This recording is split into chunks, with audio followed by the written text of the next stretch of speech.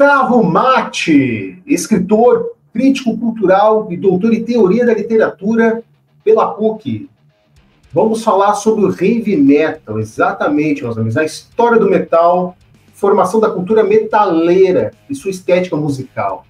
No dia, vamos conversar com uma maior profundidade do nosso gênero tão amado, justamente por um dos grandes conhecedores no Brasil, Gustavo Matti, que nesse papo de bar aí vamos falar um pouco mais, ampliar os horizontes do universo do heavy metal, que você irá saber mais, curtir, se divertir, agora mesmo, aqui neste papo, no nosso Uma Cerveja especial, Dia Mundial do Heavy Metal. Então, meus amigos e minhas amigas, se acomode-se, relaxe, vamos começar a nossa Uma Cerveja após a vinheta.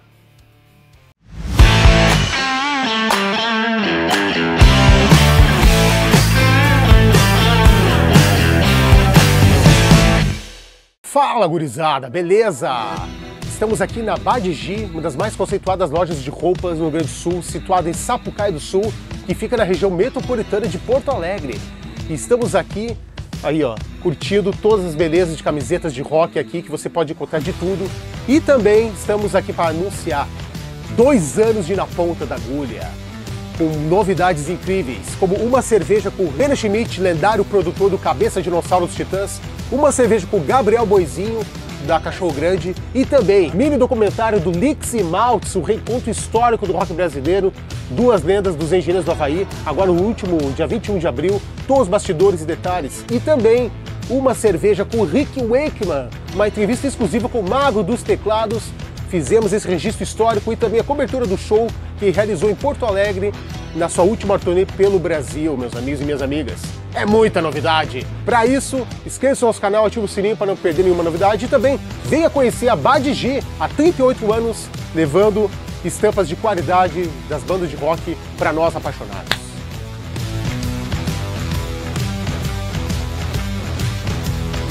Fala, gurizada, beleza? Bem-vindos e bem-vindas aqui na Ponta da Agulha, o nosso Uma Cerveja especial, Dia Mundial do Heavy Metal, um dos grandes cabeças, conhecedores do Heavy Metal aqui no Brasil, não é à toa que já licenciou um curso de Heavy Metal na PUC, no Rio Grande do Sul, curso online em todo o Brasil, recentemente. Gustavo Matti, seja bem-vindo, meu velho, pela primeira vez aqui no canal, um prazer te ter aqui como aluno, agora como convidado para a gente falar de música que a gente mais gosta aqui, que a gente ama. Como é que tá, meu velho? Seja bem-vindo, tudo certo? Aí, boa noite, então.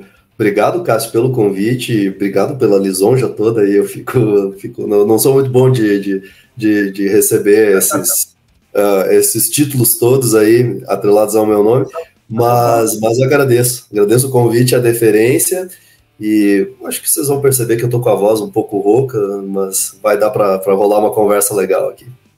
Não, aqui a gente está vivendo uma loucura climática, né? Chuva, é calor de verão, olha, tá atacando todo mundo aqui, né? O pessoal do Brasil não está acostumado, mas aqui no Sul a briga climática é intensa, né? Do calor à chuva, tudo ao mesmo tempo. Mas, cara, como aqui de praxe a gente não tem muito roteiro, a gente vai desenvolvendo como se estivesse pessoalmente no boteco mesmo, conversando, trocando ideias. Cara, heavy metal, né, um gênero, enfim, que passou, venceu e voltou ao tempo, renovou. E recentemente tu licenciou um curso online, na verdade, em parceria com a PUC, trazendo esta visão mais ampla por um parâmetro acadêmico, extraindo informações por outras ferramentas, por outros meios, aprofundando o conceito do heavy metal desde os primórdios dos anos 70 até 1990, né? Como é que foi esse insight que você teve de, cara, isso pode ser transformado em curso, isso eu posso ampliar o conhecimento por outros meios? Como é que foi o desenvolvimento desse insight aí que você transformou na prática um curso recentemente licenciado com a PUC e que foi um sucesso? Não é puxar saquismo, não, estou sendo bem honesto, eu fui aluno, acompanhei as aulas e vários feedbacks aí de vários colegas e amigos dentro do curso, que foi em todo o Brasil. Como é que foi esse desenvolvimento para você, pessoalmente e profissionalmente? Bom, então, assim, ó, eu fico feliz de saber que o curso tenha funcionado. Eu tenho algumas críticas em relação a ele, assim, mas não que ele me desagrade. Eu gosto do curso, sou bem feliz e orgulhoso com o resultado que ele teve, mas como tudo, né, já passou aí um ano e a gente amadurece algumas visões, e eu estou tentando reelaborar algumas coisas que eu acho que não ficaram bem colocadas, através, inclusive, aproveito para dar a dica aqui de uma coluna que eu estou mantendo minha mente lá no portal Subsolo. Lá, volta e meia, eu vou resgatar alguns pontos que eram do curso e tentar expandir eles um pouco e dar soluções melhores, assim. Inclusive, hoje mesmo, enquanto a gente grava, saiu o segundo texto, que é sobre o Power Metal. Mas, assim, Olha aí, rapaz. O início de uma conversa sobre o Power Metal, que vai ser longa ainda. É um estilo que demanda muita reflexão. Mas o heavy metal, de maneira geral, e mais especificamente o metal tradicional e o power metal, assim, foram a minha linguagem musical de adolescência. Lá no interior, eu morava em Chapecó, em Santa Catarina, foi onde eu cresci. Então, a gente não era uma cidade assim que cultivava muito música brasileira e tal, a juventude lá era roqueira mesmo, sabe? E quando eu me mudei para estudar em Porto Alegre, eu fiz curso de letras na Federal, na URGS, eu acabei entrando em contato com uma juventude que tinha outros interesses, sabe? Aquela geração do rock gaúcho já tinha meio ficado para trás, e a galera da universidade gostava de música brasileira, de bossa nova, de tropicalismo, enfim, de coisas que aconteceram no Brasil. E eu acabei entrando em contato com isso e me despertou grande curiosidade, fui conhecer, gostei, me apaixonei, mas o metal, de maneira geral, sempre teve ali de fundo, sabe? Eu sempre continuava ouvindo. Eu não pensava muito, mas eu continuava ouvindo.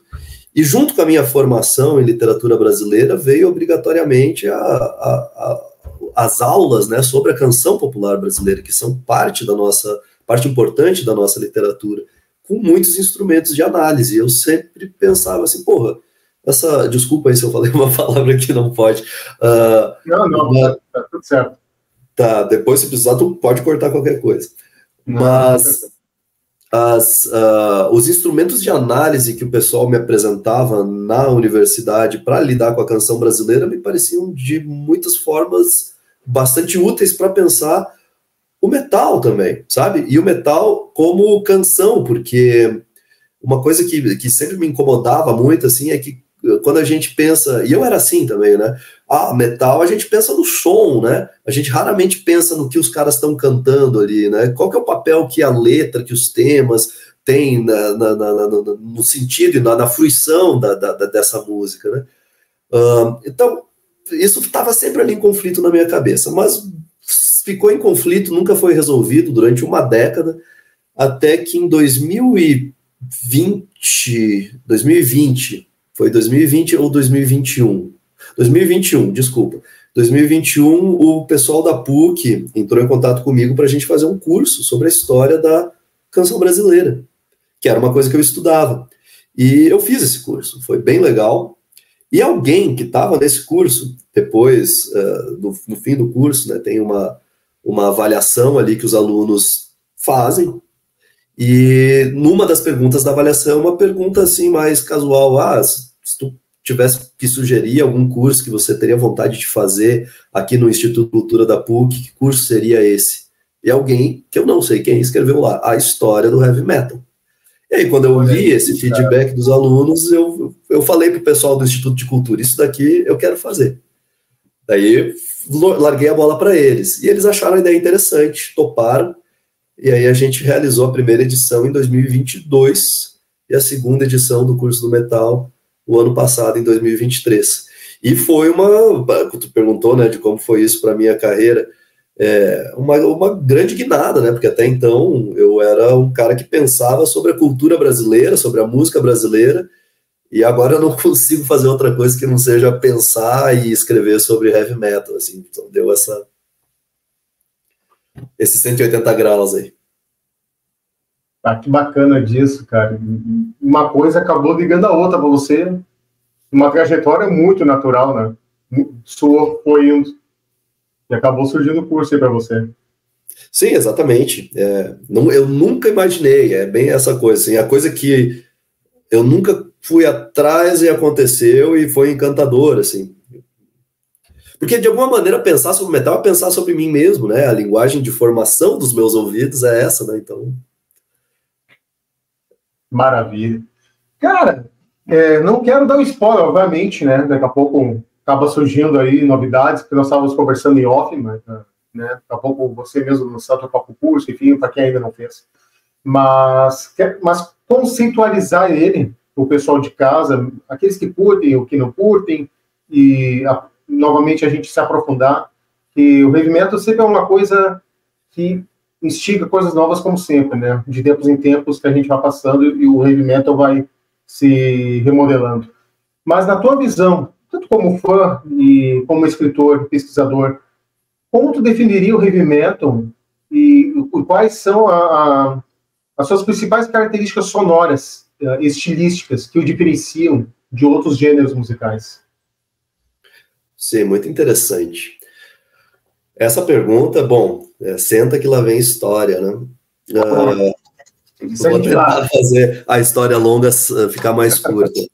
Mas a tua pergunta, ela tá atrelada a outra, que é quando surgiu o heavy metal? Quem criou o heavy metal? Né? Quer dizer, o primeiro momento em que o som se define é o momento em que a coisa surge, né?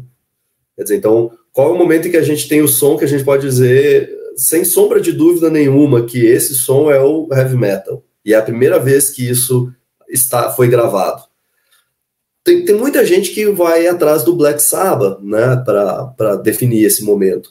E é uma escolha bastante óbvia, assim, porque sim, tem muita coisa ali no Black Sabbath. Eu diria que está quase tudo ali. Eu não diria que está tudo ali ainda. Até por isso, quando eu estava pensando o curso, eu me deparei com a necessidade de definir o Black Sabbath, né? O que é o Black Sabbath? É uma banda de metal?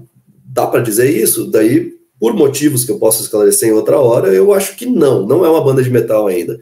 Mas é uma banda que anuncia quase todos os elementos que o heavy metal viria a ter como cultura e como música, já anuncia precocemente. Então a gente poderia dizer que é uma banda de proto-metal. Aí na hora ali, na corrida para montar o curso, eu falei, tá, é isso, é proto-metal. Mas esse nome sempre me incomodou, sabe? Porque proto parece que é uma coisa que ainda não está pronta, sabe? Então o Black Sabbath é um som aí que não está pronto ainda, que ele só vai se justificar quando ele vierem os seus descendentes, que são os metaleiros de verdade. Não é isso, o Sabbath é uma banda muito foda, né? Enfim, é uma banda que merece ter um nome que não a desqualifique. Ultimamente eu tenho pensado com muito carinho na ideia de que o Black Sabbath é uma banda de heavy metal rock, porque é uma banda que ainda está inserida dentro do contexto rock, dentro do sistema do rock, porque o público que ouvia o Black Sabbath, enfim, as bandas que circulavam com o Black Sabbath em turnê, o próprio repertório sonoro do Black Sabbath, né, as coisas que eles ouviam e que eles transformavam em som, tudo isso está dentro do sistema do rock. Eles disputavam o público junto com outras bandas de rock, né? Mas é uma banda de rock que também é heavy metal. Então o nome heavy metal rock, que já tinha sido usado na década de 70 e 80 para definir o Black Sabbath, começou a me agradar bastante. Tá, mas quais são as características do Black Sabbath que já apontam para o que viria a ser o heavy metal depois? Primeiro, algumas características musicais. Aí, para quem entende de teoria musical, vai ficar tranquilo, mas para quem não entende, eu vou tentar explicar com calma, assim. O Black Sabbath, ele, em grande parte do seu repertório, o Black Sabbath vai abolir a estrutura típica da canção blues, que era o que pautava o rock da época, e vai optar por uma música que é baseada nos modos antigos, né, dos gregos, lá, o eólio, o mixolídio, frígio, especialmente esses três, são os modos que o Black Sabbath mais usa. Então é uma música que é baseada em modos. Muitas dessas músicas, elas tiram a forma da canção, né, que a canção é um tipo de música que tem a estrutura verso 1, verso 2, refrão, ponte, verso, refrão, ponte, sabe? Não, eles ajudaram muito a quebrar esse meio. Sim, eles adotam uma linguagem mais progressiva nesse sentido. Quer dizer, se tu pensar em War Pigs, por exemplo, né? Tem uma introdução, tem uma parte 1, daí tem um coro, aí depois tem uma seção de solo, uma coisa meio rítmica. Então a música não fica seguindo essas seções fixas que sempre retornam. O verso, refrão, verso, refrão. Ela está indo para uma direção que o heavy metal depois ia adotar com muita força, bem mais tarde, né? Eu penso... Por exemplo, se a gente pensar no Iron Maiden, em faixas como The Phantom of the Opera, tem várias seções musicais que não podem ser descritas como verso, refrão. Ou o Megadeth, acho que é a mais clássica, o Megadeth, lá, Holy Wars. Ela começa de um jeito, tem um riff inicial, aí ela tem uma linha vocal em cima de uma variação desse riff, aí tem ali uma escalinha, uns arpejos de guitarra, aí tem outro riff, né, outra sessão, e daí depois tem ainda outra, né? Então são blocos musicais que andam numa linha progressiva e não numa linha circular, como é o caso da canção. O Sabbath, junto com outras bandas de prog rock, desenvolveu muito essa linguagem. A preferência do Black Sabbath, eu falei que o Black Sabbath começou a adotar os modos antigos, né? A preferência por esses dois modos, o eólio e o frígio, é muito reveladora, porque esses dois modos, eles costumam apontar para uma resolução descendente na parte de baixo da escala, porque as tensões estão mais embaixo da escala, então as melodias elas tendem a ser puxadas para baixo, né? E isso também dá esse movimento de queda, assim, né? Que casa com os temas líricos do Black Sabbath, que são geralmente relacionados à destruição da humanidade, à catástrofe, ao apocalipse, à desgraça, à bomba atômica, né? Então, são temas que casam com esse tipo de linguagem musical que puxa para baixo, né? Para a tensão na parte basilar da escala. E eles são, por isso mesmo, considerados os modos mais tensos ou mais melancólicos dos modos antigos, né? Esses dois modos. Bom, e assim, musicalmente, e claro, não é sempre, né? O Sabbath também tem ali muito de escala blues em algumas faixas, da harmonização do blues também em algumas faixas. Também tem músicas cujo tema não é tão, né? Sim, tem, mas de maneira geral, o Black Sabbath foi se desenvolvendo nessa direção. Agora, o que é que o Black Sabbath não tem de heavy metal, que me impede de dizer com a boca cheia, bom, aqui está o nascimento do heavy metal? Uma delas é a parte mais da organização do sistema cultural mesmo. O heavy metal simplesmente não existia, né? Isso não é pouca coisa, né? Porque o cara, quando ele está fazendo um som, ele está pensando num público que reconhece certos sons ou não, que consegue elaborar isso ou não. Então, o Black Sabbath está pensando num público de rock, mesmo que ele avance no que é o rock, ou o que o rock pode ser, ele ainda está pensando, ele ainda está tocando nos festivais de rock, né? Ainda está fazendo parceria com outras bandas de rock. Mas eu acho que isso é o de menos, né? Eu acho que o que é mais significativo na linguagem do Black Sabbath, que tá na linguagem musical mesmo, é que o Sabbath, ele ainda soa pouco compactado do ponto de vista musical, porque para mim essa é a característica central que define o que é o heavy metal. É uma música compacta, todos os instrumentos estão muito amarrados e soando quase todos como um bloco sonoro. Enquanto, se tu parar para ouvir os discos da época do Ozzy, lá, especialmente os primeiros do Sabbath, você vai ver que o Geezer Butler, ele tá tocando a mesma música que todo mundo, mas ele tá viajando no baixo dele, também tem uma certa individualidade, né, do baixista ali, assim como o batera ali, o Bill Ward, assim, do nada, ele vem com... São várias linhas rítmicas diferentes, não é que no Iron Maiden a gente já sabe, aquela linha trovoada de baixo do Steve Harris, cara, aquilo ali, grande parte dos discos, né? Tem uma base, né? Exatamente. Compacta. Exato. E amarra todos os sons juntos. Isso que o Iron ainda a gente consegue escutar bem o baixo ali do Steve Harris, que é um baixo bem autoral. Mas tu pega o Judas da época ali do, sei lá, do British Steel. Ali a gente já tá vendo assim uma batera que soa bem marcada junto com o baixo e as guitarras bem marcadas em cima, tudo isso muito compacto e o Halford cantando em cima. Então, e aí a guitarra ela vai ter o seu momento de individualidade quando vem o solo, né? Aí sim, aí deixa o guitarrista brilhar. E aí que começa, ali na década de 80, vir essa coisa da banda ser muito baseada no guitarrista e no vocalista. Porque esses dois acabam se tornando aqueles que têm uma individualidade na banda. O resto da banda é meio que uma banda de apoio para o guitarrista e para o vocalista, né? O glam metal ali de Los Angeles é isso, no fim das contas. Agora, nos anos 70 não era assim, o Black Sabbath não era isso. A gente consegue reconhecer a personalidade musical de todos eles são uma banda, ninguém tá ali só como músico de apoio. O batera tá ali se expressando, como é numa banda de jazz ou numa banda de blues, né? Tanto que eu gosto de usar como exemplo... Não seria erro dizer que também o Black Sabbath é uma banda de jazz rock, né? Não é um pecado falar disso também, né? Porque se pensar, tem muito jazz na música deles, né?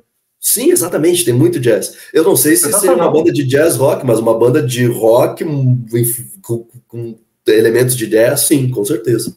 Eu nem sei o que seria um jazz rock, para te dizer, então, mas eu não sei, sim. Por quê? Por que é uma banda que tem elementos do jazz ali? Por causa dessa liberdade instrumental que os caras têm, eles estão ali tocando a mesma música junto, mas fazendo tessituras próprias ali dentro, e se costurando. Enquanto eles se costuram, a música vai acontecendo. Aí, em algum momento, essa estrutura da música compacta aparece. Aí a gente já está lidando com uma parede de som. Enquanto antes, na década de 70, a lógica era que a gente tinha uma atmosfera de som, né? O som, ele ia se tecendo ao nosso redor. E aí, em algum momento, vira essa parede, assim. Tudo soa junto ao mesmo tempo na tua direção de ouvinte, né?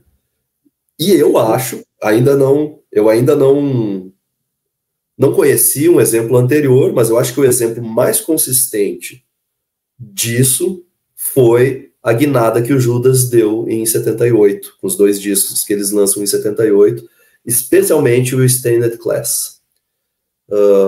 Porque é um disco inteiro. Já emendou isso aí, eu já te emendo aqui com uma questão.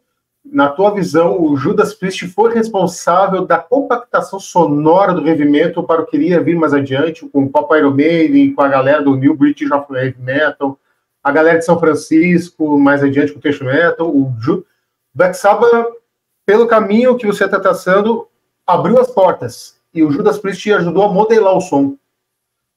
Total, acho que a leitura que você fez é certa. Eu diria que o Sabbath arrombou as portas.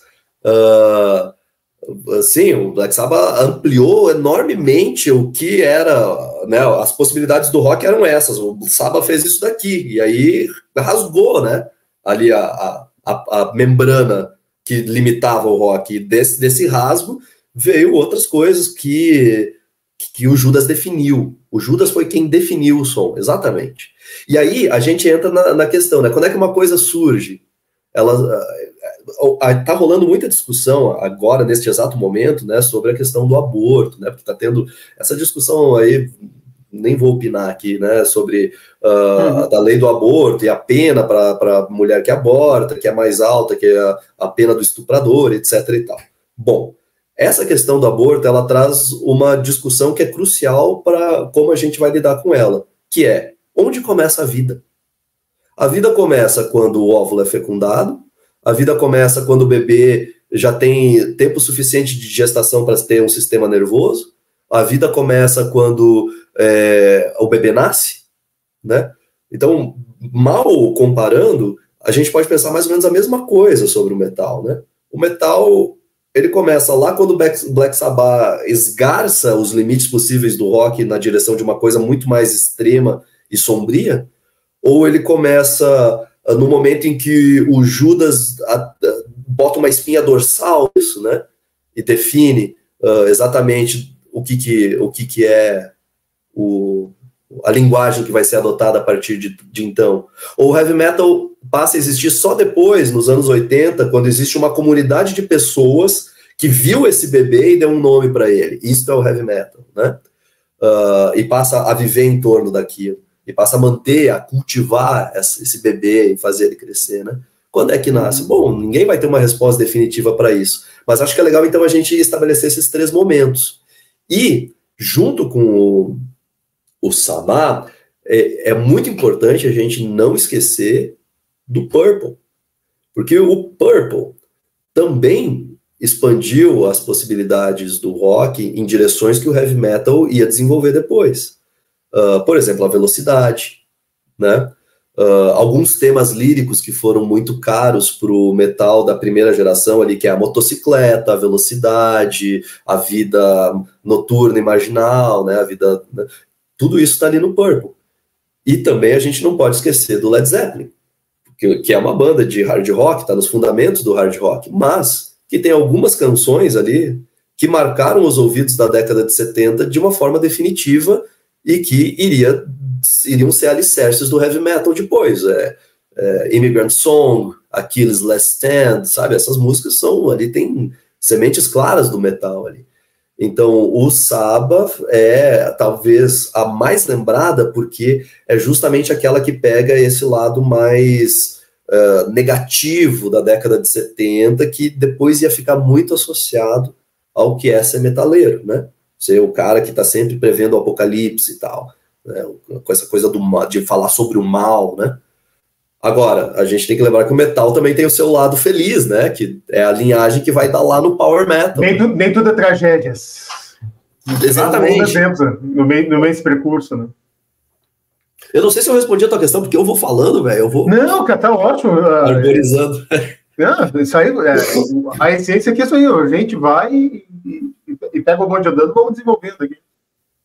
Não, tá ótimo. Tá, então... eu tenho uma brincadeira que converso com amigos, assim, eu tenho uma tese que o Achilles, o Achilles, que é a faixa de abertura do Presence, do Led Zeppelin, foi a fase embrionária do New Breed of Heavy Metal, porque se prestar atenção ali de baixo do John Paul Jones, o seu Steve Harris pegou emprestado ali com aquela trombada. Eu fiquei, o Steve Harris malandro pegou uma base do John Paul Jones ali. Sim. Porque eu tava ouvindo assim, cara, essa música tem muito a cara de Iron Maiden, sabe? Não, fala aí, cara, porque eu tava ouvindo, cara, olha essa linha de baixo, cara, isso aqui é muito Steve Harris tocando, saca? Então, tipo, claro que eles não fizeram pensando nisso, obviamente, né? Aquela ali foi e compuseram, né? Mas para tu ver como as coisas indiretamente, essa galera desta fase efêmera do rock mais pesado, setentista, acabavam como, assim que o próprio Black Sabbath abriu, Led Zeppelin de uma forma totalmente impensável, inspirou outros caras adiante, né? Tanto o próprio Judas Priest, agora o próprio Iron Maiden, daqui a pouco o Saxon, essa linha tropejante do baixo, que foi uma base sonora que cadenciou o peso das guitarras compactas, como você definiu aqui, né? É impressionante como a trajetória foi se construindo, né? E o Judas Priest ajudou a quebrar esse conceito de baixo, bateria, uma guitarra e teclado, né? Eles ajudaram a fazer esse mais peso e tirar o teclado de fora, né? Quebrar esse lado blues, né? Acelerar a música. É sensacional, cara, porque você está fazendo justamente o exercício que é a gente lê em retrospectiva, a gente vai encontrando, né? Os encadeamentos, assim. Claro, tudo isso também pode ser botado em questão, a gente pode encontrar encadeamentos que estão só na nossa cabeça, mas enfim, é mais fácil de a gente ver. Mas quando estava acontecendo, lá na década de 70, sei lá, o jovem Steve Harris, não existia heavy metal, existia esse nome, que às vezes era mencionado, tá? O nome heavy metal, ele existia, ele às vezes era mencionado, e geralmente era com tom pejorativo, e ele servia para classificar qualquer coisa que o crítico achasse que soasse barulhento e ruim. Então, bom, o nome heavy metal foi usado para descrever bandas que, assim, sei lá, Kennedy Witch, que é um disco do The Guess Who. Jamais alguém vai chamar aquilo de heavy metal hoje. Aquilo é um rock, meio folk, sabe? Então, tá, tem esse nome, mas a galera que ou estava ouvindo música nos anos 70 não usava esse nome para nada. Até que o Judas começou a usar, daí sim. Tá, mas voltando, lá, o Steve Harris estava lá ouvindo seu som. Aí ele ouvia Achilles' Last Stand, e dentro de todas as músicas do Led que ele conhecia, essa era a que mais marcava ele, sabe? Então, talvez o Led não, mas essa música especificamente é basilar para a gente pensar o que o heavy metal se tornou depois. E sim, eu tô total de acordo. Inclusive, dos meus pensamentos mais polêmicos é que se o Sabá arregaçou os limites do possível do metal, ele só foi realmente, de fato, ser retomado como parte da cultura metaleira mais tarde, com a galera do Venom lá e sabe, essa galera que surgiu ali para falar sobre o mal de novo. Porque se tu pensar o que é a nova onda do metal britânico de verdade, não tem quase nada de Black Sabbath lá. Tem muito de Purple e tem muito de Led Zeppelin também. E o Iron tem muito mais de Led Zeppelin do que de Black Sabbath. Que o Iron, ele tá em torno de temas de literatura fantástica, literatura lá do B. O Iron não tá falando sobre o fim do mundo, sabe? Às vezes fala, mas, né? Muito e a música do Iron também é muito mais para cima, mais galopante do que aquela coisa para baixo do Black Sabbath, né? Então, sei lá, para mim, o Led e o Deep Purple estão mais na origem da New Wave of British Heavy Metal do que o Black Sabbath. Mas é isso, lendo em retrospectiva e fazendo os meus encadeamentos, né? Falando do Steppenwolf, cara, tá? Que não é uma banda de metal, era uma banda mais psicodélica, mas o Born to Be Right entra de alguma forma alguma importância do desenvolvimento do som. Daqui a pouco, tava até pensando assim, na nossa conversa de hoje, agora de tarde, cara, pô, mas Beatles, daqui a pouco os Beatles em si já tava pegando um pouco dessa coisa mais densa, surgida dessas fases mais épicas aí da história, aí, da mitologia, aí, como acabou aí, influenciando o Black Sabbath. O Helter Skelter, aquela coisa pesada, usando acordes mais densos, né, baixando o tom das músicas, e o Steppenwolf também acabou de uma certa forma também, indiretamente como o termo utilizado aqui, abrindo essa porta também para que o Black Sabbath, até o próprio Jethro Tull, que embora é uma banda de blues também, né, um outro que eu acho que poderia citar, mas é algo mais do rock progressivo, eles tiveram alguns nuances metaleiros, podemos assim definir, nos anos 60? Sim, acho que sim. Eu acho que tu pega um ponto crucial. Bom, essa coisa do Helter Skelter dos Beatles, por exemplo, é uma música que, sim, amplia fronteiras, né? A ideia do que é possível fazer aumenta depois que uma música dessa aparece. E sim, é a partir dela que coisas mais extremas como o metal vão poder acontecer. Mas ela está muito longe no tempo do que é o metal de verdade, né? De tal forma que não foi só o metal que veio desse gesto, né? Todo o rock mais agressivo, como o punk também, né? Vem desse gesto de desgarçamento do ruidoso e raivoso que está em faixas como Helter Skelter, ou You Really Got Me, dos Kinks, né? Que tem aquela distorção que é feita com uma navalhada no amplificador. Porque se a gente for, e é possível fazer isso, a gente quer voltar no tempo cada vez mais para ver onde é que está o que realmente abriu as portas para que o metal pudesse acontecer. Talvez a gente vá parar lá no romantismo alemão, sabe?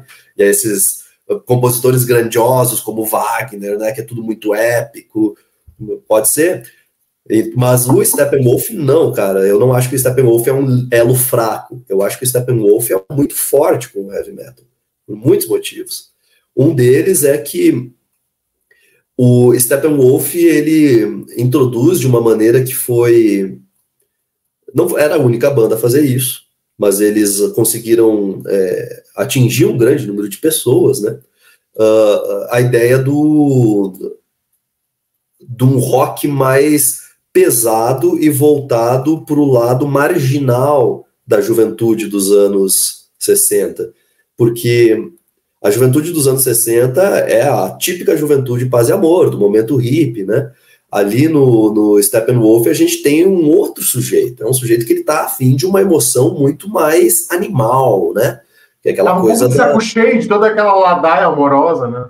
Exato, exatamente. O cara não é um cara intelectualizado, como era o pessoal lá de São Francisco, lá como é que é o nome da banda? Jefferson Airplane. Essa galera universitária. Não, é os operários que curtem uma máquina que ronca alto e, né, tipo, tem uma ideia de força e de potência, né? Steppenwolf, que não tá em Helter Skelter, essa ideia de força e de potência. Em Helter Skelter tem até uma ideia de sujeira, de agressividade, mas tem um rock garage, alguns momentos ali do Helter Skelter, uma coisa bem suja, a bateria tá bem... Isso, um indie, né? O que está sentando a mão ali. Exatamente. Mas tem mais coisa, né? Que aí tá, além dessa ideia da força e da potência, que vai ser fundamental para que venha o metal depois. Isso atrelado junto com a motocicleta e essa vida desviante, livre, que ninguém me manda, né, na estrada. E outra coisa, que é a primeira vez que a palavra heavy metal, que a locução heavy metal é usada numa canção, que ele diz em algum verso lá, Heavy Metal Thunder, né? E isso, obviamente, não passou, isso é 67, se eu não me engano. Em 1970, é a primeira vez que um crítico usa a palavra heavy metal para definir um estilo musical. E certamente a canção do Steppenwolf participou disso, né? Quer dizer, ele deve ter ouvido o Steppenwolf lá, não foi o Lester Bangs, foi um colega do Lester Bangs, que eu esqueci o nome. Ou foi o Lester Bangs? Bom, agora eu esqueci, não importa, mas ele deve ter ouvido a canção do Steppenwolf e ficou associado a esse conceito Heavy Metal Thunder com aquele estilo de som um pouco mais carregado de potência, né, e de força. Então, acho que sim, acho que um dos exemplos precoces do que seria o heavy metal pode estar aí no Steppenwolf também, em algumas músicas do Steppenwolf, claro. Voltamos aos anos 60, né? E pegando o gancho dos anos 70 com o Black Sabbath. O que podemos explorarmos?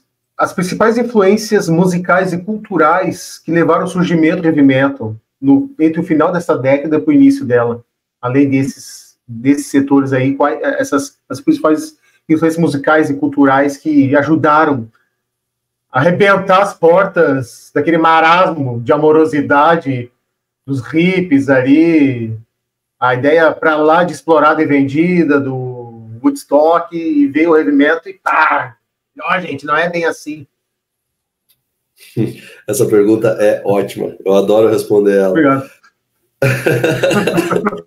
Eu estava pensando assim, cara, o metal teve esse lado, no bom sentido podre da coisa, né? Aquela caretice toda ali, mundialmente vendida, tanto que foi para os cinemas. Daqui a pouco veio o Black Sabbath, citou um termo social, né? A parte operária da classe pobre, trabalhista, em Birmingham, Inglaterra, os caras, desculpa, enfim, se fudendo aí, trabalhando, e, pô, a música foi um meio de sobrevivência, né? E que abriu as portas para toda outra galera trabalhista, né? Como o próprio Judas Priest também, um espião de fábrica ali, cara. De Birmingham. Pô, os caras podem, nós podemos também, né? Foi uma porta-voz para essa galera toda, né? Exato. Eu acho que o modelo Black Sabbath como modelo de possibilidade de uma banda de operários e que fazem um som mais dark existir dentro do universo roqueiro foi um grande exemplo mesmo para muitas bandas daquela época, especialmente na Inglaterra. Mas veja só, essa pergunta é ótima. Por quê? Primeiro, Birmingham não tem pouca participação nessa história. Não é uma geografia inocente. Primeiro, a gente tem que entender que Birmingham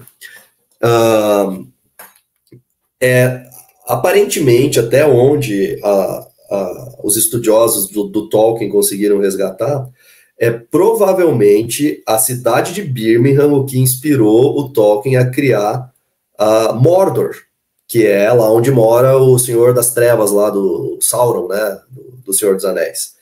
Que, se vocês lembram do filme, vocês vão lembrar que é um monte de chaminé preta soltando fumaça e um céu vermelho, né? Porque Birmingham foi a maior cidade industrial da Inglaterra durante a Revolução Industrial, numa época em que a energia era movida a queima de carvão, né? Então, era dia e noite. A própria cidade tem um aspecto pesado, né? Denso, né? É tudo só indústria. O que ajuda a alimentar ainda mais sobre isso, tudo isso, né? Exatamente, exato. Fica aquela atmosfera de indústria, né? Enfim, aquele céu que era dia e noite escuro, não tinha. Dizem relatos históricos, né, relatos de viajantes e tal, que eu dei uma procurada, que não existia dia em Birmingham, era sempre noite, né, porque a fumaça cobria o céu. Isso no século XIX, mas é claro que isso cria uma cultura, né, que as pessoas vão tendo filhos, essa cultura vai se proliferando, etc. e tal. Mas Birmingham, por ser um centro industrial e por ser a sede das fábricas de munições e de armamentos do exército inglês, foi a cidade mais bombardeada da Inglaterra durante a Segunda Guerra Mundial. A Segunda Guerra Mundial é a década de 40, a primeira metade da década de 40. É o momento em que essa galera que vai ser o Black Sabbath está nascendo ou vai nascer. Isso significa dizer que eles cresceram numa cidade destruída. As primeiras informações visuais que eles têm do mundo é de ruínas.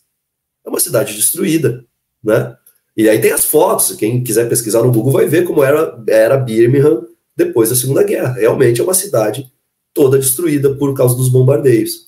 Some-se a isso que Birmingham só deixou de ser um centro industrial na década de 70, então, ali nos anos 60, a cidade toda vivia em torno da indústria. E, é claro, a maior parte das pessoas era chão de fábrica, né? Entre eles, os nossos, né, ídolos musicais aí do Black Sabbath, do Judas Priest e metade do Led Zeppelin. Se eu não me engano, o John Bonham era de lá, que é justamente o cara que traz o peso, a fúria para o LED, né? Que é a batera, né? E o peso dele físico, porque ele era um cara grande, exatamente, era considerável, e todo o usava de carregar peso, etc. tal, com total utilização da sua energia para montar o seu som no instrumento, né? Exatamente. Tem essa brutalidade, né, na bateria dele. Não, total, eu nunca tinha associado, né, essa compleição física dele com a capacidade dele de transferir energia para a bateria, né? Mas é ali, o que move a energia mesmo do LED está ali na bateria dele. Nossa, muito. E esses caras, assim, por exemplo, o Tony Iommi, ele sofreu um acidente numa fábrica que ele perdeu, acho que esses 2 dedos aqui, né, a ponta dos dedos, e ele teve que começar a usar prótese para poder voltar a tocar guitarra. Enfim, toda a história dessas bandas atravessa as fábricas, inclusive, como o próprio Rob Halford diz, né, o som reiterativo das máquinas era uma coisa que não saía da cabeça dele de noite quando ele ia dormir. Pá, pá, pá, pá, né? Aquela máquina batendo, aquela prensa de metal. Então isso é Birmingham, isso é a sensibilidade das pessoas de Birmingham. E isso vai aparecer no som depois, né? O som do metal, no Black Sabbath já é um pouco, mas ele tende a ser reiterativo, né? Bem marcado. Não tem a síncope do samba, que é um som que obriga a mexer o corpo em situações inusitadas, né? Porque ele está sincopado, ele está com contratempo. O metal não, o metal é rígido, né? É o som da máquina. Enfim, a sensibilidade de Birmingham é um elemento cultural fundamental para a gente pensar nisso, no metal. E de outras regiões industriais também, como o norte dos Estados Unidos e tal.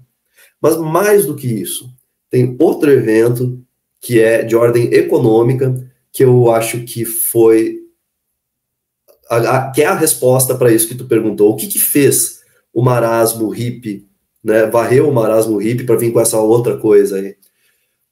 Em 1973, aconteceu o primeiro choque do petróleo. Os choques do petróleo foram uma série de crises causadas por alguns conflitos no Oriente Médio, que obviamente envolviam, na época ali, a guerra por procuração dos Estados Unidos e da União Soviética, né? Israel e Palestina, essa coisa toda. Mas, enfim, a OPEP, que era basicamente comandada pelo pessoal ali, as monarquias árabes ali do Oriente Médio, em retaliação a participação dos Estados Unidos e outros países ocidentais na guerra do Yom Kippur, lá de Israel contra os países árabes, eles começaram a embargar petróleo. E o preço do petróleo, que era a fonte de energia, que ainda é, mas era muito mais na época, o mundo inteiro dependia de petróleo para tudo, subiu o preço do petróleo, 400% em questão de 2, 3 meses. Então explodiu, e junto com o petróleo explodiu o preço de tudo. Então a gente está falando de uma crise... Isso, tudo ficou caro. Tudo. É uma crise econômica que teve proporções internacionais, teve reflexos na política do mundo inteiro. O regime militar no Brasil começou a cair em 73, porque isso inviabilizou a continuidade daquele modelo do milagre econômico brasileiro. Então começa a degringolar o regime aí, em 73. Mas não foi só em 73, teve outros choques do petróleo. O segundo maior deles foi em 79 ou 78, durante a Revolução dos Ayatolás no Irã. Então, de novo, sabe? E aí tem os gráficos que a gente pega, os gráficos de economia, que a gente vê os índices de inflação e desemprego. Os Estados Unidos eram uma potência mundial, né? O lastro da moeda e da riqueza mundial era os Estados Unidos com o dólar. Então, apesar de eles terem sofrido, sim, eles tinham como segurar a onda, mas a Inglaterra não. A Inglaterra sentiu na hora, assim, o que foi o impacto da crise do petróleo. E ao longo dos anos... Não, só uma Grécia. Eu me lembro que bandas que moravam na Inglaterra começaram a se mudar, sair dali, né? Porque estava tudo caro, absurdo. Os Stones da Inglaterra moraram na Espanha, vários artistas ingleses saíram de lá, porque, financeiramente falando, afetaram as condições financeiras e dos ricos, das bandas já, né? Com a solidez financeira, estavam perdendo dinheiro. Foram obrigados a sair de lá, né? Sim, exato. Eu acho que eu não vou dizer isso de boca cheia, né? Porque eu também não tenho um conhecimento amplo sobre isso, mas me parece que dentro do norte global a Inglaterra foi quem mais sentiu, assim, sabe, a porrada. E isso, veja só, a gente está falando de um momento histórico que é conhecido como a era do estado de bem-estar social, ou, num termo mais econômico, o keynesianismo, que é a ideia que surgiu ali no New Deal do Roosevelt, lá em 1930, de que da transferência de renda, de que, né, o Estado tem que participar na resolução dos problemas sociais, etc. e tal. E o auge disso foi ao longo dos anos 60. Então, as políticas públicas e de assistencialismo nos Estados Unidos e na Inglaterra, durante os anos 60, eram próximas do que, sei lá, de um socialismo, assim, sabe? Era muito forte mesmo a rede de socorro social que existia. E é óbvio que isso gera um estado de otimismo, né? Que as pessoas tendem a imaginar uma era de aquários prestes a aparecer, né? Então tinha era um momento otimista, tanto que o verão de 68 foi chamado de o verão do amor, né? Parecia que além da guerra do Vietnã não tinha grandes preocupações. Agora, a partir do momento em que a crise do petróleo acontece, o estado de bem-estar social passa a não dar mais certo, né? Porque os gastos são muito altos e não tem como custear esses gastos.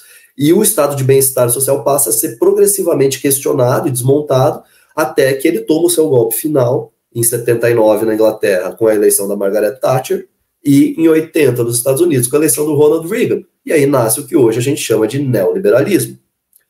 Só que entre a morte do estado de bem-estar social e o início do neoliberalismo tem os anos 70 inteiros, que é um momento de invenção, que é um momento em que parece que o mundo acabou. E quem que vai... Não tem mais espaço para os hippies aí, para a esperança, para o amor. Agora é um momento, é uma década de hostilidade mesmo. Quem vai surgir nesse momento é o glam rock, dessa coisa mais da decadência noturna, e o punk. Né? O punk que é o operário que quer chutar tudo isso daí, e o verso mais célebre do punk inglês da década de 70 é Sex Pistols, No Future, eles cantam, né? No future for you. Quer dizer, acabou o futuro. Isso, para mim, é o que varre o momento hippie para longe. É o fim do estado de bem-estar social e esse momento de indefinição apocalíptica em que parece que o futuro acabou e a resposta tem que ser outra agora, que vai ser essa resposta dos punks e do metal que está nascendo aí também. Eu falei bastante. Mas tem uma coisa presa, né? E até o próprio aquele marasmo ali da complexidade guitarrística, as linhas rítmicas extremamente trabalhadas, vindas de músicos com formações acadêmicas, a galera universitária e a galera operária sem grandes acessos culturais e de baixa renda, como foi o próprio Sex Pistols, né, os Estados Unidos, Ramones. Cara, vamos fazer o som que a gente conseguiu fazer, né? 1, 2 acordes, acabou e... Bom, e aquilo ali foi uma escola para o que viria o thrash metal, pelo menos eu imagino, na cabeça. O Motorhead, Metallica, um som um pouco mais trabalhado, mas pegando essa fervorosidade humana deles, e eram pessoas de baixa condição, né? O Metallica, o Motorhead, a galera de São Francisco, nos Estados Unidos, né? Que acabou difundindo o thrash metal, né? Uhum. Cara, é isso, você falou tudo. O punk, esse momento... Não, muito legal, assim, e muito interessante como a conexão social, ela determina demais, muitas vezes, o caminho musical que está se desenvolvendo e está se traçando. Sim, com certeza, porque, veja, a gente é só pensar sobre a gente hoje. A gente está vivendo um momento histórico que tem características específicas, então esse momento gera preocupações específicas na gente. É claro, cada um é cada lugar do mundo as coisas vão reverberar de uma coisa diferente, tem a individualidade, tem a questão cultural, mas ao mesmo tempo tem coisas que estão acontecendo no mundo hoje que geram preocupações e questões em todas as pessoas. Sei lá, se existe aquecimento global ou não, sabe? É uma coisa que não se discutia na década de 50. Hoje a gente tem que lidar com isso, e isso vai gerar ansiedades que vão reverberar numa forma de fazer arte, né? Assim como não existia preocupação com a subsistência financeira nos anos 60.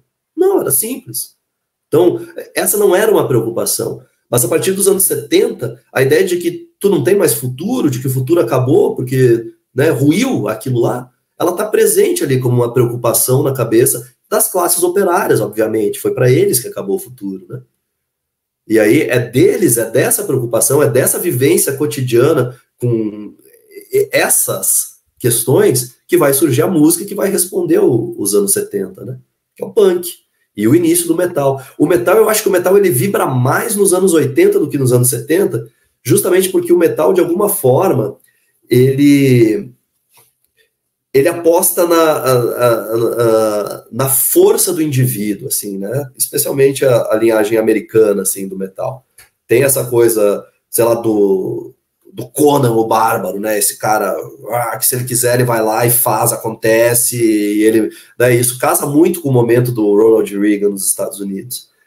Mas a questão... A matriz que estrutura uma sociedade, as questões de uma época, é indissociável, com certeza, das sensibilidades que vão surgir dali e vão produzir arte. Nas questões sociais, Gustavo, o metal sempre tem uma relação complexa com a sociedade, né, principalmente, né? Frequentemente associada a controvérsias e rebeldia, como a gente está citando aqui. Disso, conforme essas questões levantadas e trazendo isso nos dias de hoje, como você acha que isso impactou a percepção pública do gênero e sua base de fãs? Pois é. Você está falando da associação de celebridades metaleiras ou bandas de metal a determinados segmentos políticos, assim? De modo geral, tanto a parte política e social, né, como a própria Metallica, indiretamente o Sex Pistols, Ramones, o Judas Priest, Black Sabbath, todos os fatores, né, até alguns fatores um pouco mais festivos, né, como veio os anos 80, por exemplo, né, principalmente nessa parte, né, mais alegre. Né. Agora, pulando um pouco adiante, os anos 90, eu vejo o grunge indiretamente, aí voltando, né, a questão econômica, social, pesando fortemente, representado pelo Alice in Chains, fazendo aquela coisa densa, daquela juventude de um canto lá dos Estados Unidos, mas todos esses fatores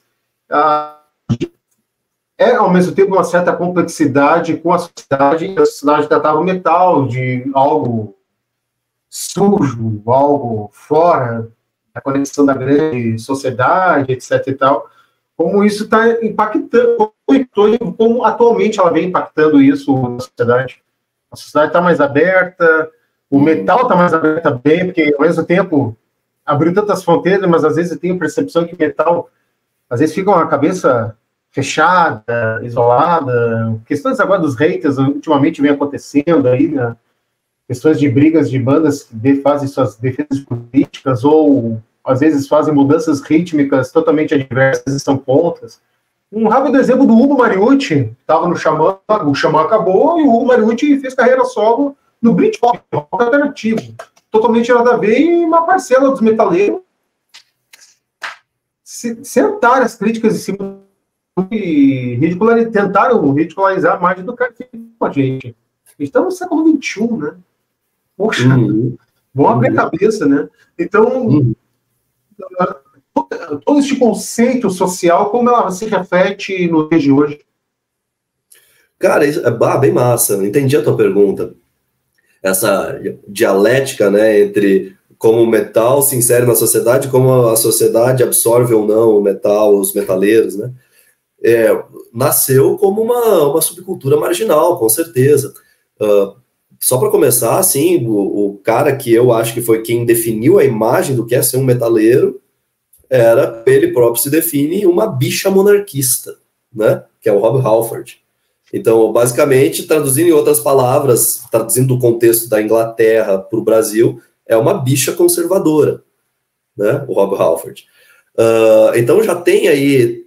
Primeiro, o cara é marginalizado do ponto de vista da sexualidade, né, porque é bicha, e segundo, ele é marginalizado do ponto de vista do meio artístico, porque o meio artístico é majoritariamente progressista, né? Então, o Rob Halford, ele consegue se encontrar... O Rob Halford foi muito baixo, porque ele assumiu um posicionamento na época tão conservadora como foi dos anos 70, 80, e ainda no nicho tão masculinizado, tão machista quanto o heavy metal, cara. Não, sabe o que é mais legal, cara? Porque o Rob Halford, ele assumiu a sexualidade dele nos anos 90. Depois que... Desculpa, anos 90 isso. Não, mas ainda assim era um meio super machista. Bom, eu tenho memórias de estar assistindo o show do Rock in Rio, do Halford, em 2001, e ele ia lá no meio do show e ele abraçava o guitarrista dele, e o meu amigo que estava do meu lado botava a mão na cabeça, tipo, não, ele vai beijar o cara, vai sujar a imagem do metal, sabe? Tipo, era anos 90, era assim.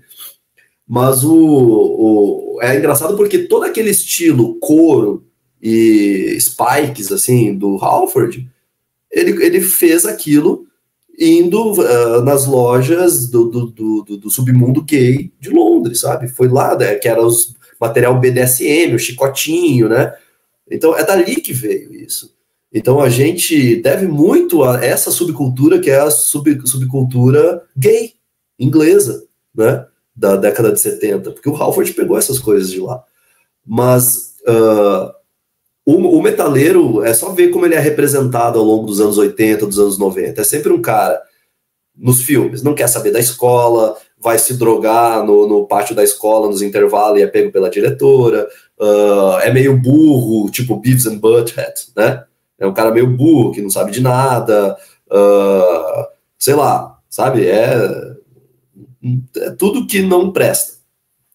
Então, sim, o indivíduo metaleiro era marginalizado, o som era marginalizado também, porque é um som desafiador, né, para certa normalidade sonora que existia numa época ali. Só que o tempo passou, né, cara, e essas coisas elas foram ganhando novos ajustes. Por exemplo, o Metallica cortou o cabelo. Muita gente não aceitou até hoje, mas os caras cortaram o cabelo. Sabe? E ser cabeludo não é mais uma obrigatoriedade para ser metaleiro. E o Metallica fez um disco pop, fez vários, né? Sim, Então, ser metaleiro, o som, o repertório musical do metal não é mais uma exclusividade de uma marginalidade social. Está circulando aí na grande mídia. A Lady Gaga hoje toca com Metallica, né? O Metallica é um grande nome que fez isso e quis avançar nessa direção, né? Mas o New Metal foi um fenômeno de usar muito da linguagem do metal dentro do circuito rock mais mainstream, né? Quer dizer, era uma linguagem de geração ali, do público amplo, não era de nicho o New Metal. Ele estava no rádio. E o metaleiro que tinha o metal como a sua bandeira, né? Quer dizer, era a sua forma de ser quem ele era contra uma sociedade que não o aceitava, ele ficou meio sem chão nesse lugar, porque agora não tem mais problema ser metaleiro, ninguém vai te julgar. Pô, eu sou professor numa escola, eu dou aula para gurizada de 13, 14 anos, e se eu quiser ir com a minha camiseta aqui cheia dessas letras feias aqui, ninguém vai falar nada, entendeu? Eu não vou ser visto como uma figura esquisita lá, dando aula para as crianças. Tá tudo certo. Eu tenho alunos que estão voltando a ouvir metal. O metal está voltando à moda hoje em dia, inclusive, como uma coisa cult, veja só. Legal. Como uma coisa cult. Porque a juventude dos anos 80, quem cresceu nos anos 80, hoje está ocupando lugares na indústria cultural e está lá escrevendo roteiro de filme, roteiro de série. E aí a gente vai ver que lá naquela série Stranger Things, o Metallica tá lá na trilha sonora e eles falam do Metallica na série, né? E a gurizada vê isso, daí eles ficam curiosos, o Metallica, daí eles começam a usar a camiseta do Metallica, ouvir a música do Metallica. Aí, de repente, vai ter um filme sobre ser metaleiro nos anos 80, que é o Lords of Chaos, eu acho que é isso. Enfim, e tem uma série de produtos culturais que começam a surgir sobre o metal, que faz com que o metal já não seja mais tão marginal assim. Agora ele faz parte da cultura popular moderna e quem quiser pode ir lá frequentar o metal. Não é obrigado a ficar preso ali, porque não é mais uma gangue que tu tem que, né? Então tu pode ouvir metal e depois, se tu quiser, tu pode ouvir um sambinha ou um jazz, tá tudo certo. Mas nos anos 90 não era assim. Quando eu cresci como metaleiro, a gente tinha que pagar tributo mesmo, sabe? Não podia ouvir nem Nirvana. Nirvana era pecado já, né? Era um pouco pesado. Já era erro. Isso. Até você pegou um momento histórico, né, cara? Pô, Sepultura, misturando sertanejo, viu? Batuque lá no Roots. O som já tá comercial, o som já tá querendo misturar com Mortinha, etc. Pô, ridículo, né, cara?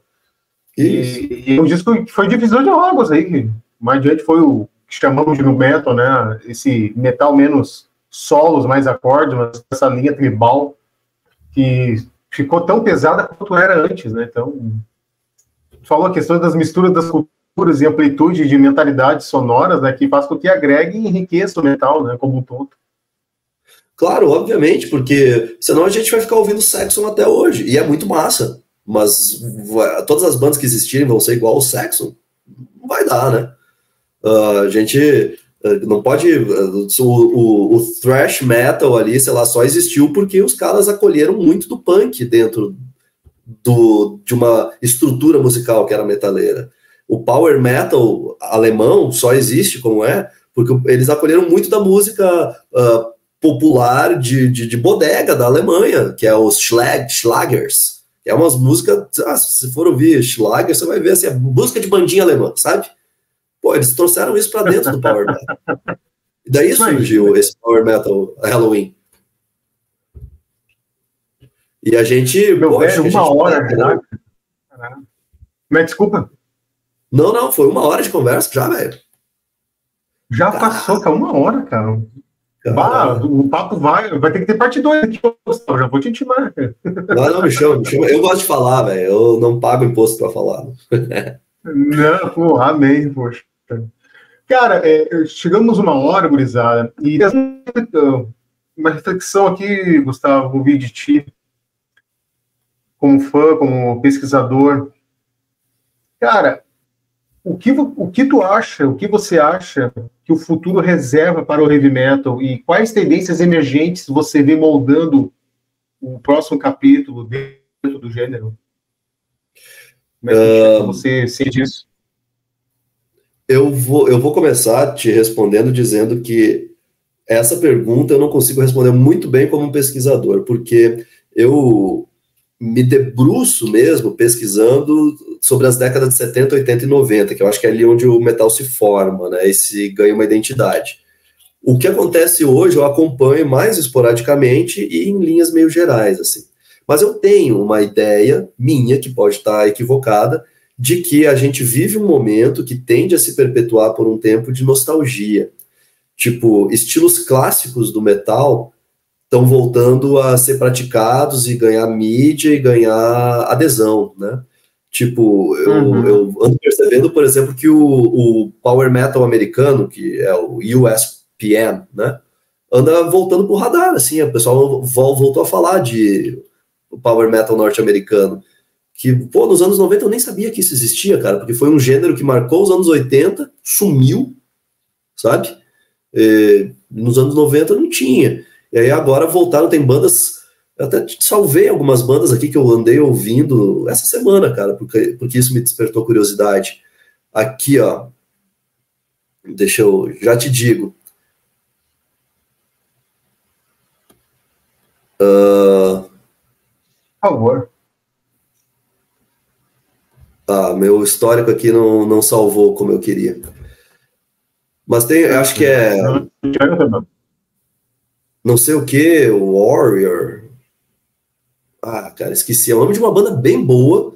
Eles não começaram agora, mas eles estão voltando pro radar da galera agora por causa dessa retomada aí do power metal americano. Depois eu vou lembrar. Vou ver, né? É um gênero assim que grande massa, eles não torcem muito o nariz pra galera de fora, da Europa, principalmente, né, que é muito forte, né? Dificilmente, por exemplo, ver um Halloween fazendo grande turnê nos Estados Unidos, por exemplo. É difícil ingressar no mercado, né? No mercado americano? Complexo. O power metal, né? Sim, talvez eu vejo isso, sinto. De repente, posso estar enganado, mas tu vê assim é difícil, só faz um show lá e acabou, entendeu? Sim, porque, assim, e ao mesmo tempo, eu achava que isso era só no Brasil, mas depois eu, lendo o pessoal de fora, eu vi que não, que é coisa mundial mesmo, menos nos Estados Unidos. O power metal, como a gente chama power metal, a gente fala, vem uma imagem musical, é o power metal europeu, no mundo todo. É o power metal europeu, é o Halloween, é o, sei lá, o Blind Guardian, o Stratovarius. O power metal americano, eu acho que a única banda que saiu mesmo, tem 3, mas são 3 bandas bastante diferentes entre si, assim. O Savatage, o Manowar e depois o Iced Earth, que virou, acho que talvez a maior banda ainda em atividade, né, do estilo power metal americano. É muito diferente do power metal europeu. Não casa muito bem, assim. Peraí que eu tô abrindo meu histórico. Mas eu vejo também não só o power metal americano, tem um revival do thrash metal também. Quer dizer, nos anos 80 você teve o thrash metal. Aí ele ganhou formas mais extremas, sei lá, a gente pode até falar que o death metal é uma exacerbação do thrash metal. Mas aí nos anos 90 o thrash metal, ele ajudou a formar a linguagem que seria o new metal, né? Vem muito do thrash metal, coisas que virariam o new metal. Então o que a gente tem até os anos 2000 ali é sempre coisas novas do metal surgindo da mistura de gêneros anteriores. Daí surge o death metal, daqui a pouco surge o death metal progressivo, death metal melódico, ou tem sei lá, o black and death metal, que é daí a mistura do black com o death, né? Então vai surgindo essa mistura. O que está acontecendo agora parece que a ânsia das bandas novas é voltar para gêneros clássicos, né? Ao invés de ficar misturando coisas novas. Então estão voltando lá pro thrash, pro power metal, e ao mesmo tempo também tem outras coisas aí que é tipo como é que chama essa banda ISIS aí, que tem um nome, não é doom metal, poderia ser doom metal até onde eu compreendo, né? Mas a galera dá outro nome para essa banda ISIS, que eu vou pesquisar aqui também, que eu esqueci. Esse é um dos gêneros novos que estão surgindo.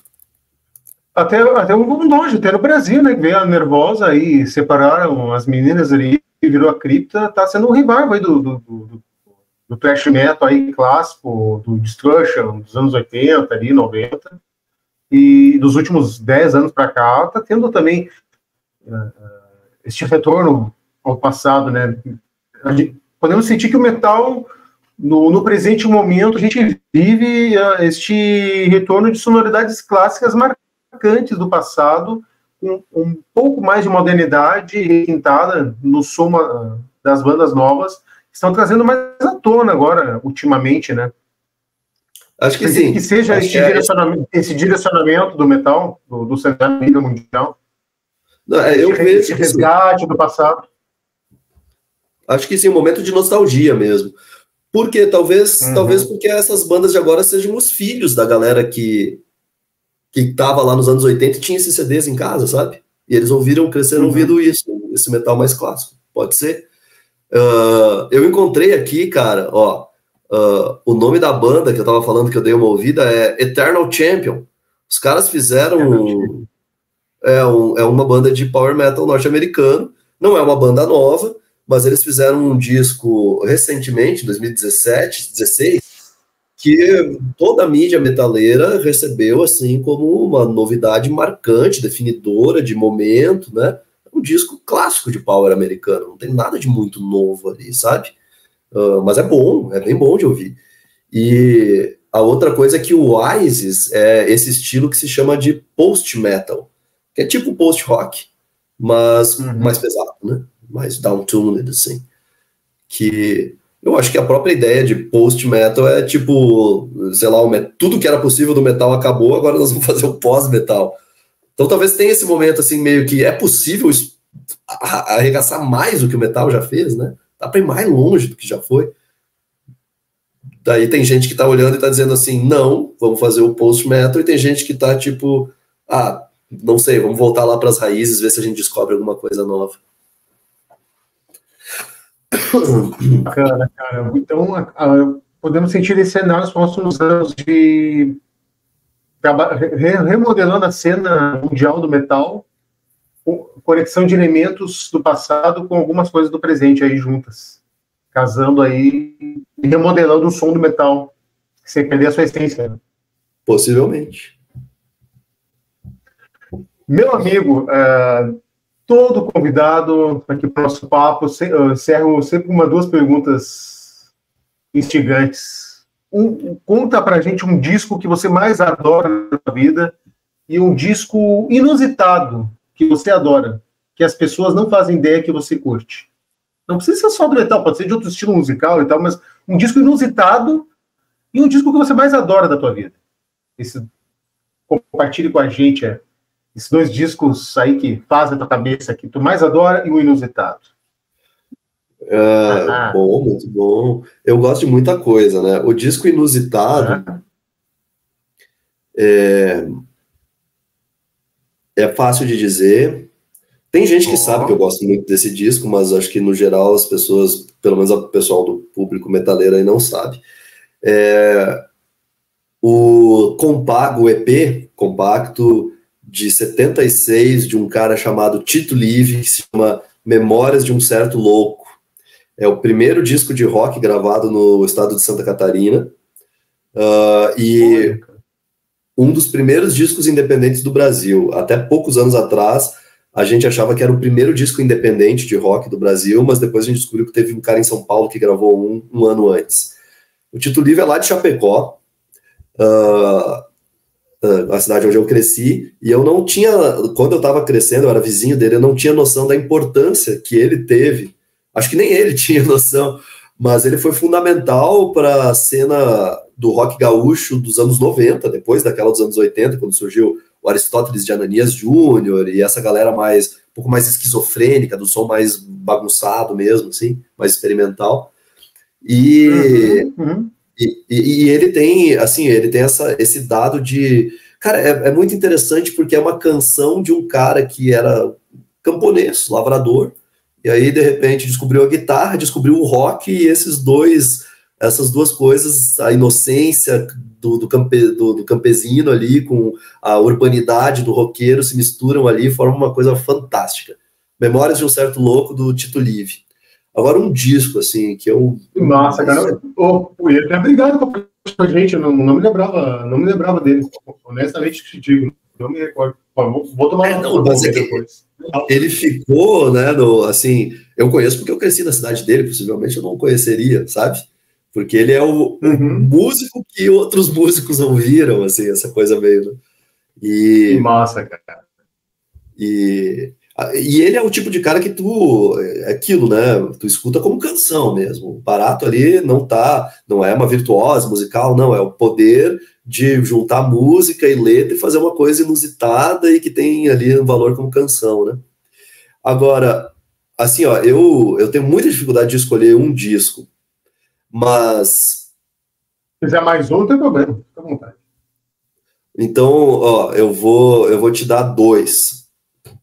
São discos que eu já gastei de tanto ouvir. Eles já não são frescos para mim. Vou ter que te dar 3, cara. Tem que te dar 3. Manda, 3. A minha tríade. Do Gustavo. Teu tripé. Bad Motorfinger, do Soundgarden. Eu amo esse disco. Bad Motorfinger, que é o que tem Jesus Christ Pose, Rust Cage. O Rust in Peace, do Megadeth. É uma coisa que não tem como parar de ouvir depois que tu começa até o fim. E, pra mim, isso é polêmico, hein? Eu sei que tem gente que vai me odiar, mas o melhor disco do Slayer, que é o South of Heaven, que é onde... isso aí é quase um disco solo do Dave Lombardo, que tem uma banda de apoio para ele, que o Dave Lombardo está... Assim, ó, não sei que palavra usar que possa ser dita em público para definir. Quase que foi pensado para ele do que propriamente para a banda em si.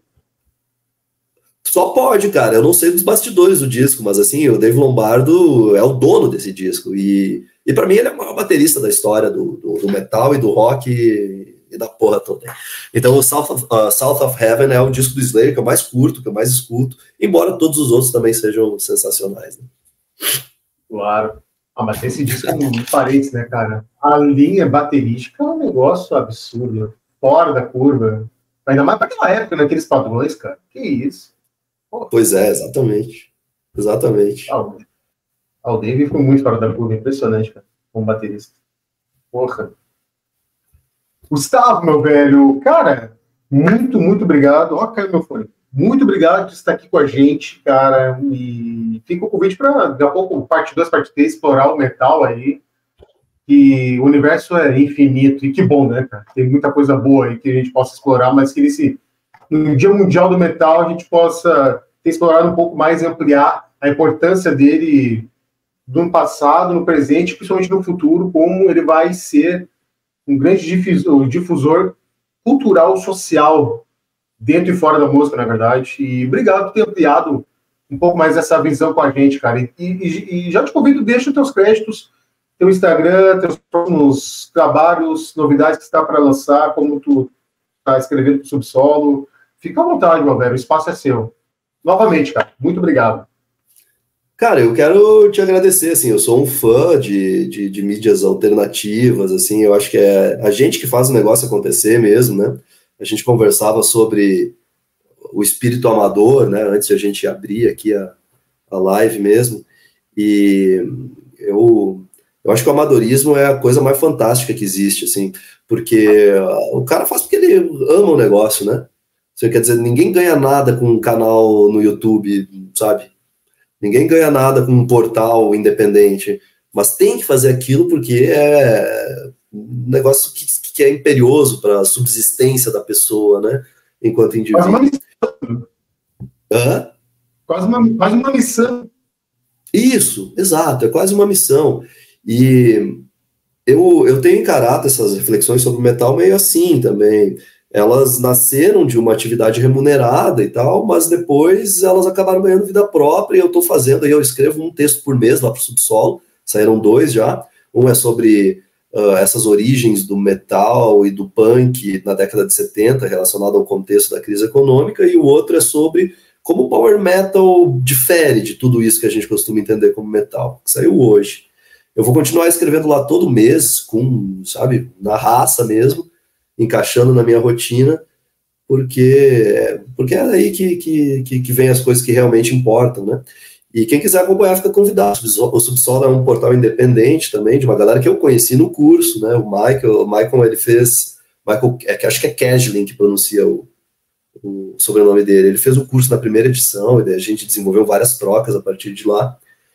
E, fora isso, se alguém quiser me encontrar lá no Instagram, o @marte, com 2 T's, Gustavo, tem uma Linktree lá, tudo que eu faço eu boto lá, tudo que eu faço de mais importante, daí pode conferir também. E, velho, obrigado mesmo pelo convite. Pô, eu adoro conversar mesmo. É um prazer, assim, sabe? De olhar na cara de uma pessoa e trocar uma ideia e falar sobre as minhas caraminholas.